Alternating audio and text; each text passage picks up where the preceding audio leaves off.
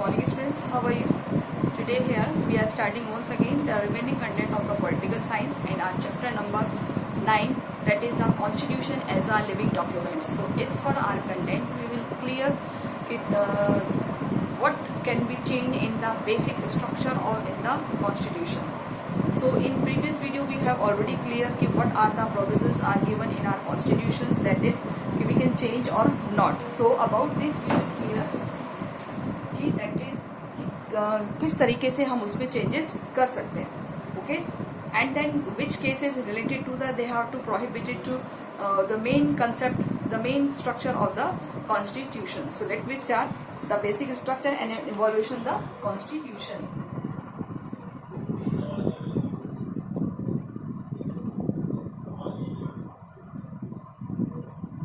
Okay, so our today's topic, that is the basic structure, यानी कि जो उसका बेसिक स्ट्रक्चर है, and the evolution of constitution, यानी कि हम उसमें कैसे देखते हैं. So first of all I want to clear that is कि we have clear about the Keshavananda Bharati case. Which case? Keshavananda Bharati case. क्या हुआ था इस केस में, मैं आपको बता देती हूँ कि एक राज्यसभा में एक आया था बिल, उसके रिगार्डिंग 1993 में 13 जजेस है, दे हैव चेंज इनटू 73 में, 1973 में, और जिसमें 13 जजेस के रिगार्डिंग कि they have change into main concept in the basic concept in the constitution. So उन्होंने क्या करा था, उसको कोशिश करी थी चेंज करने की. So we have already clear that is the judicially advance the theory of the famous case of the Keshavananda Bharati case. Keshavananda Bharati case कौन से ईयर से रिलेटेड है? इससे the ruling has contributed to the solution of constitution to following ways. तो solution क्या दिया था? It has a specific limit of the parliament's power. It has specific the power of parliament. यानी Keshavan case के बाद क्या क्या डिसीजन लिए गए? तो पहला, पार्लियामेंट के पावर को स्पेसिफाइड किया गया है. Clear? And amend the constitution. इससे the no amend can the valid basic structure of the constitution. क्या कहा गया कि no amendment can, no amendment can change basic structure of constitution. यानी कि कॉन्स्टिट्यूशन का जो बेसिक स्ट्रक्चर है उसको कोई भी चेंज नहीं करेगा, वो एज इट इज रहेगा. Okay, so this is the basic structure. Now second is that is related to the it allow the parliament to amend any all part of the constitution with it this limitation. It allow to parliament amend any part of constitution. यानी कि constitution के किसी भी part में ये amend कर सकती है. कौन? पार्लियामेंट. तो पार्लियामेंट को अलाउ किया कि all part of the constitution with this limitation, limitations के थ्रू करना है. So it places the judiciary as the final authority. Judiciary with the final authority. और इस केस को कौन चेक करेगा? जुडिशरी. वो क्या होगी? इसकी फाइनल अथॉरिटी. वो डिसाइड करेगी amendment violate the basic structure और व्हाट कॉन्स्टिट्यूशन द बेसिक, कि वो देखेगी कि जो बेसिक है उसमें क्या चेंजेस किए जा रहे हैं. तो वो कौन डिसाइड करेगी? Judiciary will be the final authority. किसके लिए? देखेगी कि वो कहाँ पर चेंजेस किए जा रहे हैं. अथॉरिटी इन डिसाइडिंग, किस चीज को डिसाइड करने में होगी ये final authority? In deciding the amendment. If an amendment violated, कि कोई कॉन्स्टिट्यूशन के किसी पार्ट को वायलेटेड तो नहीं कर रहा.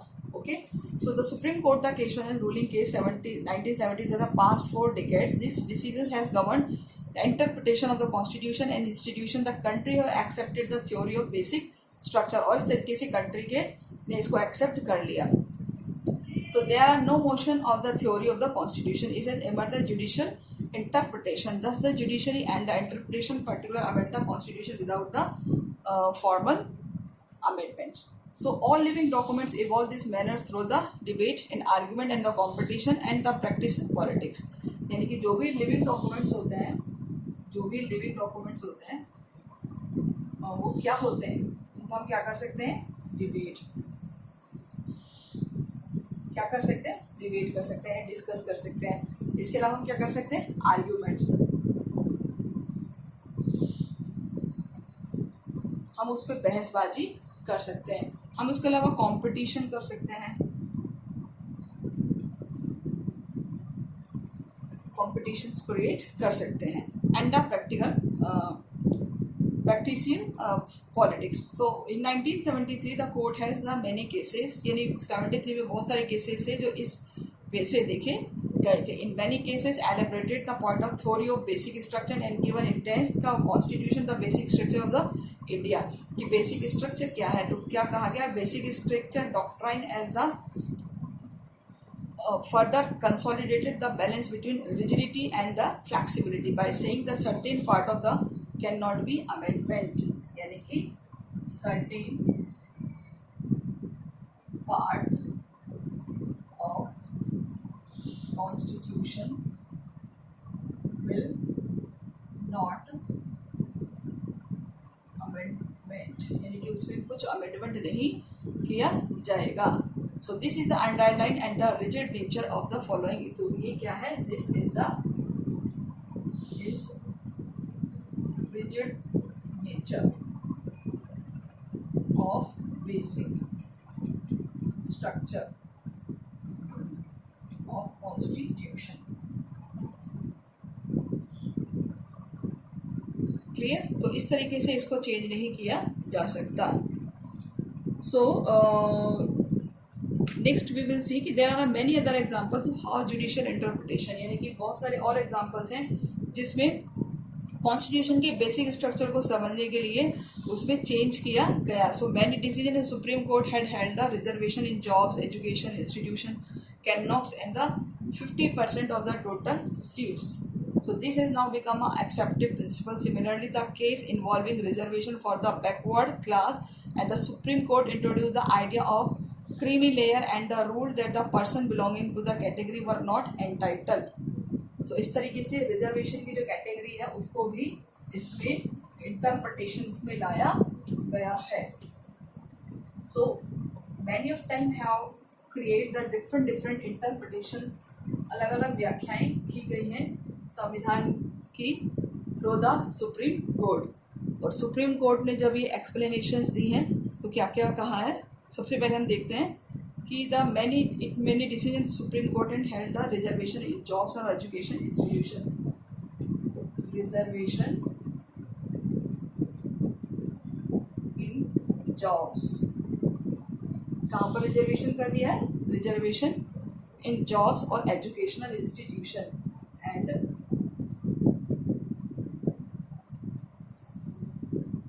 एजुकेशनल इंस्टीट्यूट, यानी कि जो जितने भी शैक्षणिक संस्थान हैं वहाँ पर इसको देखा गया है. इसके अलावा अगर हम बात करें तो educational institutes can not exceed 50% of the total seat. कितना है, can not exceed 50% of the total seat, यानी कि टोटल सीट का 50% से ज़्यादा नहीं होगा. और this is the acceptable principle. Similar in the case of reservation for other backward class, the supreme court introduce the idea of creamy layer and rule the person belonging to the category were not entitled benefit of the reservation. इसके अलावा OBC plus creamy layer person, उनके लिए भी कुछ provisions को लेकर के interpretations की गई है. In the same manner the judiciary have contributed to informal amendment to the various provision concerning right to education, right to life, कौन कौन से दे दिए? Right to education, right to life, यानी right to education, right to life और right to liberty.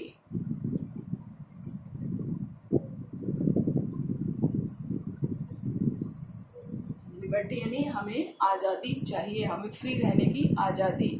और इसके अलावा that is an right to be form the manage minority educational institution, right to manage minorities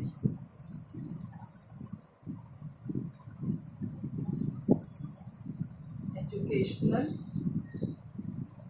institutions, यानी कि जो minorities के education institution है उसको भी वो फॉर्म कर सकते हैं। These are the intense the ruling by the court contribute to the evaluation of the constitution. Okay, so these are the parameter which is interpreted by the supreme court, यानी कि ये वो पैरामीटर्स हैं जिसमें supreme court ने अपनी एक interpretation दी है। Now next we will clear the constitution as a living documents, यानी कि कॉन्स्टिट्यूशन क्या है? एक एज अ लिविंग डॉक्यूमेंट्स है। हालांकि हम इस क्वेश्चन को ऑलरेडी क्लियर कर चुके हैं, बट आपके इस पार्ट में there is a long questions, यानी कि आपका बहुत सारा लॉन्ग क्वेश्चन है। तो कैसे कह सकते हैं constitution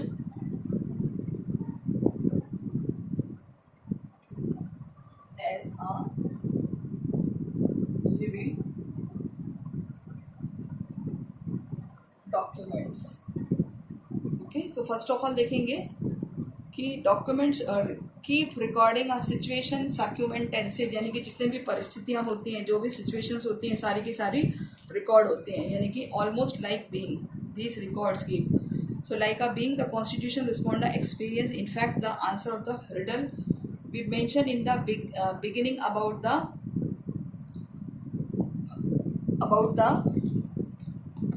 durability of the constitution, यानी अपने कॉन्स्टिट्यूशन को ड्यूरेबल बनाने के लिए। So first of all it keep all the records, यानी कि जो सारे रिकॉर्ड्स होते हैं उसके लिए रिकॉर्ड रखता है सिचुएशन और सर्कमस्टेंस जो भी आई है, तो उससे रिलेटेड सारे रिकॉर्ड्स भी अपने पास रखता है। क्लियर? इसके बाद हम बात करें तो in fact the answer to riddle we mentioned in the beginning about the durability of the constitution, for the durability of the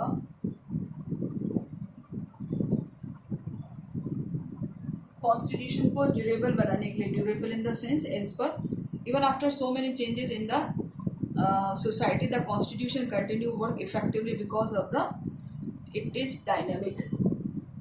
Many of time, बहुत बार क्या होता है, many of time society have many changes, बहुत सारे परिवर्तन आते हैं, बहुत सारे बदलाव आते हैं, तो ऐसे में हमारा जो constitute continue to work effectively, constitution work effectively because it work, यानी ये कैसा वर्क करता है? it work to be dynamic, to be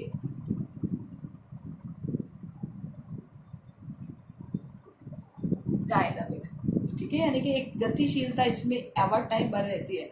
so interpretation and the ability respond to the changing situation, so it has ability to change according to situation, यानी कि जैसी परिस्थितियां हैं उसके अकॉर्डिंग ये अपने आप को इसमें चेंज कर सकते हैं।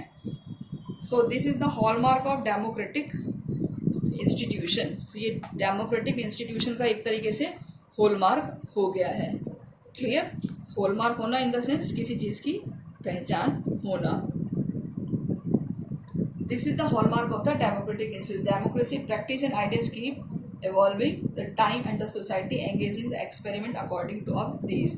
यानी कि in democratic manners, in democracy, it is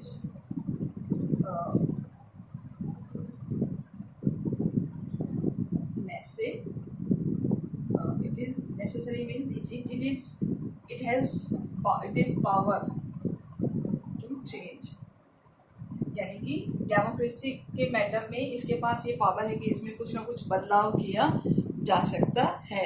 क्योंकि हम जैसे अभी बात कर रहे थे कि हमारी जो सोसाइटी में उसमें बहुत सारे चेंजेस आते रहते हैं, तो इन चेंजेस को सेट करने के लिए, इन चेंजेस को कंटिन्यू करने के लिए हम कॉन्स्टिट्यूशन में भी बदलाव करते हैं. So experiment of this, the constitution will protect democracy and yet allow to evaluation the practice become a not only durable but also the object of respect from the citizen. यानी अपने citizens की respect के लिए for the respect of citizens. यानी कि हम अपने citizens की जो भी डिमांड है उसको पूरा करने के लिए. तो and the important point, it is the constitution be able to protect itself and protect democracy one another. It protect itself and protect democracy. तो डेमोक्रेसी को प्रोटेक्ट करने के लिए, खुद को प्रोटेक्ट करने के लिए क्या होना चाहिए? कॉन्स्टिट्यूशन में चेंज लगातार होते रहने चाहिए. Change in the sense amendment is for the required. So last 6 decades यानी 60 सालों में the very critical situation arouse in the political constitutional development in the country. So in 60 सालों में, अब तो खैर 70 ईयर्स हो गए हैं, हमने बहुत सारे चेंजेस देखे हैं. ओके, सो अगर हमारे यहाँ पार्लियामेंट्री सिस्टम है, पार्लियामेंट्री डेमोक्रेसी है, तो क्या होगा? तो पार्लियामेंट में तो कॉन्स्टिट्यूशन की इंटरप्रिटेशन क्या होगी? Where there is a parliamentary provision. Okay, the supremacy of parliament, जहाँ पर पार्लियामेंट सुप्रीमेसी है. The parliament democracy, the parliament represent the people and therefore it is expected the upper hand over the executive and judiciary. There is the text of the constitution and it give power to organ of the government. ठीक है, तो जहाँ पर parliamentary form होती है, parliamentary form में क्या किया जाता है कि the supremacy of the parliament has to operate within the framework. The supremacy of parliament, जहाँ पर पार्लियामेंट्री प्रोविजन हो जाता है वहाँ पर कौन सुपरवाइज हो जाता है? Parliament of the parliament to operate within his work, to operate his work. यानी कि वो उसके काम को ऑपरेट करती है, वो उसके काम को हैंडल करती है. तो democracy is not the about the vote of the people representation, it is about the principle of rule of law. और in democracy all rule will according to the constitution.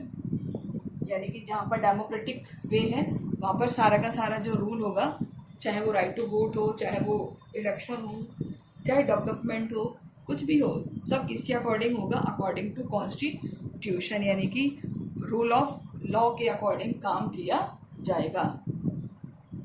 So democracy is about the developing institution and working through the institution. The all political institution must be responsible to the people and maintain balance to each other. तो इस तरीके से जहाँ पर parliamentary provision होगा वहाँ ये ध्यान रखा जाएगा कि किस तरीके से पार्लियामेंट और डेमोक्रेसी मिलकर काम करते हैं, कहीं वो ओवरलैप तो नहीं कर रहे. ओके, next is the contribution of the judiciary.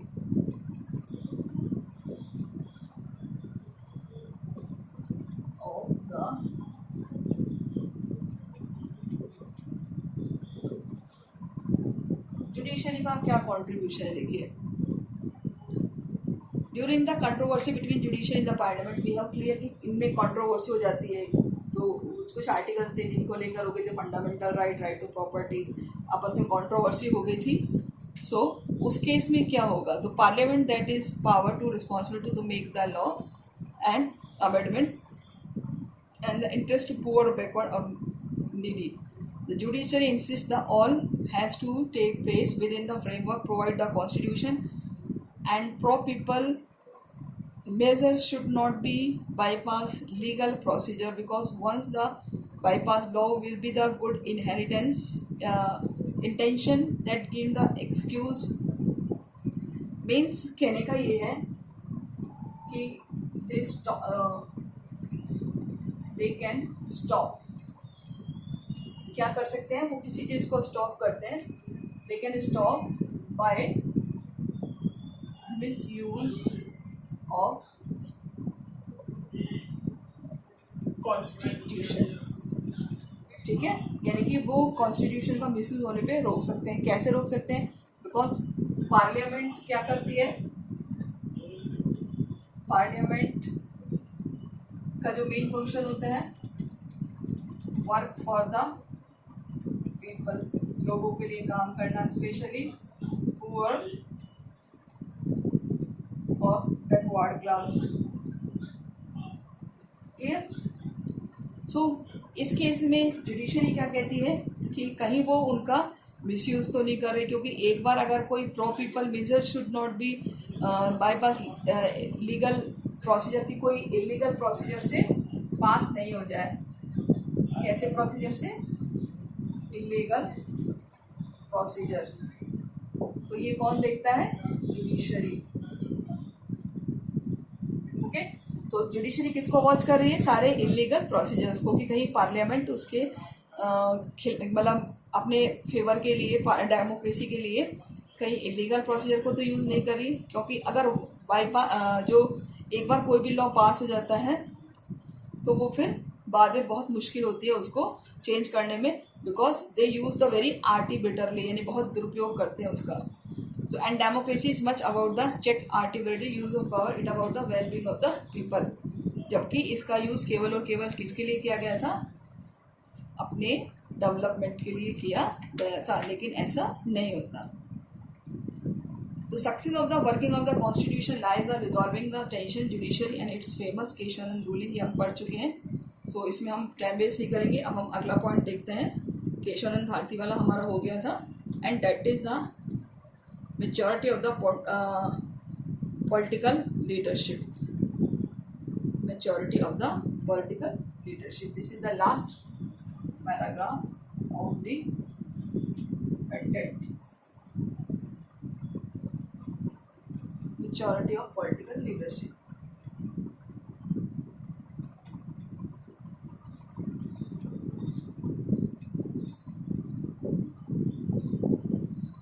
अब उस केस में क्या हो, जब कोई पॉलिटिकल लीडरशिप बहुत ज़्यादा पावरफुल हो जाए।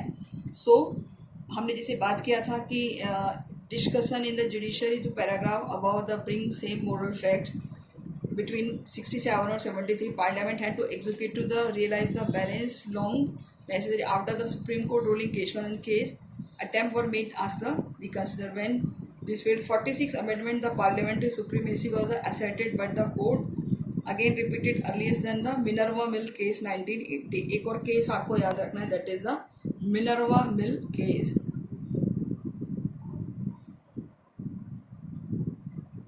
Minerva केस, एक तो वो केशवानंद भारती केस था, वो आपको याद रखना है। इसके अलावा मिनर्वा मिल केस है 1980 में,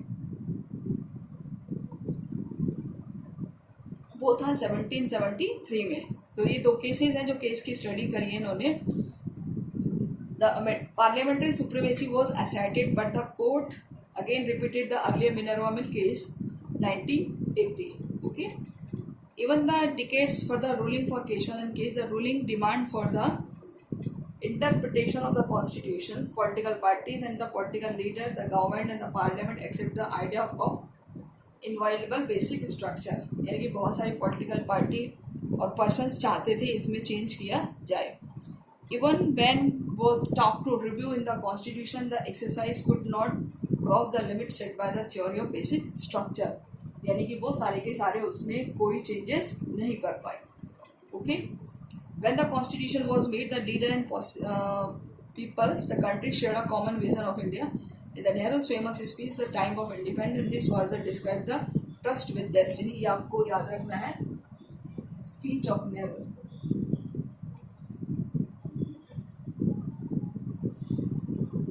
ये आपके 12th में भी आएगी काम. At the time of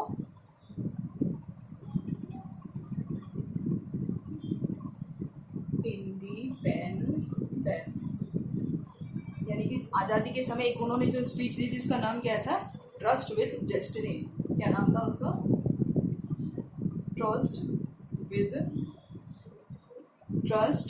with destiny.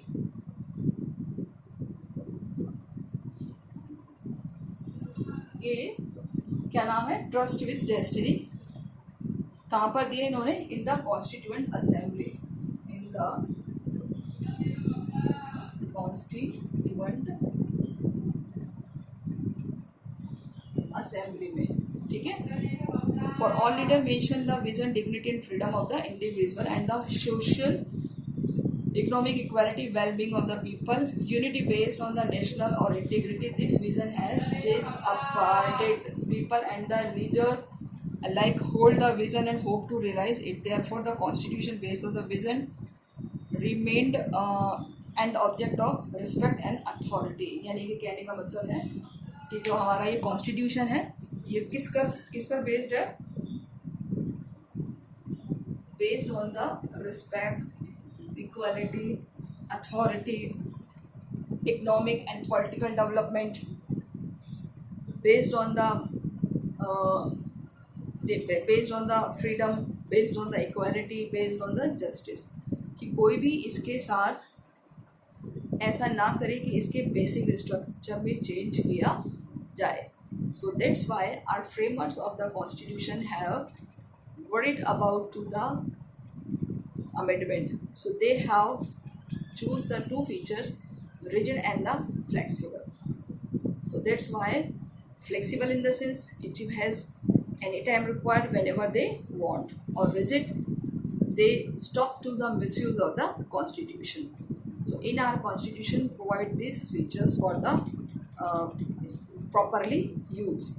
So in this content जो अब हमने लास्ट में कंटेंट पढ़े हैं इसमें बेसिकली आपके जो एंड ऑफ में दिए हुए हैं वो सारे के सारे प्रोविजंस आपको एक बार फिर देखने हैं और वो प्रोविजंस आपको बताएंगे कि किस तरीके से जो हमारा कॉन्स्टिट्यूशन है उसमें इंटरप्रिटेशन को लेकर उसके बेसिक स्ट्रक्चर भी क्या है, कौन कौन से केसेस हैं जो इससे रिलेटेड है. एंड जो सारे के सारे केसेस इससे रिलेटेड हैं, जैसे हमने दो केसेस देखे थे, केशवानंद भारती 1770 में, मिनर्वा बिल 1950 में. तो ये जो सारे केसेस थे ये इंटरप्रिटेशन को लेकर के ही थे और उसमें चेंजेस किए हैं या नहीं किए हैं, किस तरीके से उसको आगे रिवाइव किया गया है सुप्रीम कोर्ट ने, हाई कोर्ट ने और जुडिशरी की फुल सेगमेंट ने. फिर बाद में पार्लियामेंट्री प्रोविजंस के थ्रू किस तरीके से उसको और ज़्यादा डेमोक्रेटिक बनाया गया. So here we are completing this topic. हम आज इसको कंप्लीट कर रहे हैं. इन द लास्ट यहाँ पर हमारे लॉन्ग क्वेश्चंस प्रिपेयर हो रहे हैं, तो अकॉर्डिंग टू लॉन्ग क्वेश्चंस आप इसको देखते चलिए, पढ़ते चलिए. और इसके जो हमें 2-3 क्वेश्चन लॉन्ग बनेंगे, इसमें शॉर्ट पैटर्न कुछ नहीं है, सिर्फ 3 क्वेश्चन है. Kesavananda Bharati case, Minerva mill case और द स्पीच ऑफ नेहरू जो उन्होंने दी है. नेहरू जी ने जो स्पीच दी है उसका नाम क्या है? The trust with the destiny. कब दी है?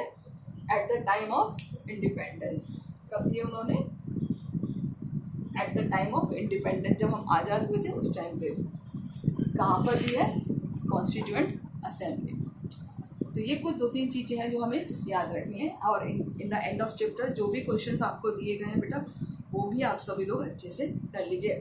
Although maximum questions we have covered in this middle portion, but some those they have not connect to the middle portion, so attempt all these questions.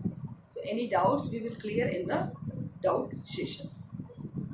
So, okay students, take care and do your work regularly and properly. Okay, thank you so much.